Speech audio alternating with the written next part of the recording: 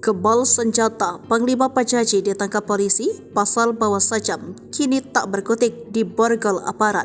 Agustinus Luki alias Panglima Pajaji, Panglima Dayak, disorot lantaran ditangkap oleh polisi. Dikutip dari Tribun Medan, tim gabungan Polres Kapuas dan BKU personel Polda Kalteng mengamankan 11 orang termasuk Panglima Pajaji. Panglima Pajaji diamankan bersama pengikutnya saat melakukan aksi di area pabrik kelapa sawit PT LAK, Desa Teluk Hiri, Kecamatan Kapuas Barat, Kabupaten Kapuas, Kalimantan Tengah. Kepala Bidang Hubungan Masyarakat Polda Kalimantan Tengah, Kombes Pol Erlan Munaji, membenarkan penangkapan kelompok Panglima Pajaji atau Agustinus Luki. Kombes Erlan Munaji menjelaskan bahwa kelompok Panglima Pajaji diduga telah mengganggu ketertiban umum dengan cara menutup akses jalan di PT LAK. Hal tersebut tentu menjadi atensi dari pihak polisian untuk melakukan antisipasi terjadi hal-hal yang tak diinginkan. Kombes Pol Erlan Munaji pun menghimbau kepada seluruh masyarakat untuk selalu menjaga Kamtibmas di wilayahnya masing-masing dengan tidak melakukan kegiatan yang melanggar aturan. Terkait mereka yang diamankan akan dikenakan pasal 2 ayat 1 Undang-Undang Nomor 12 DRT tahun 1951 dan atau pasal 335 ayat 1 contoh pasal 55 ayat 1 KUHP pidana.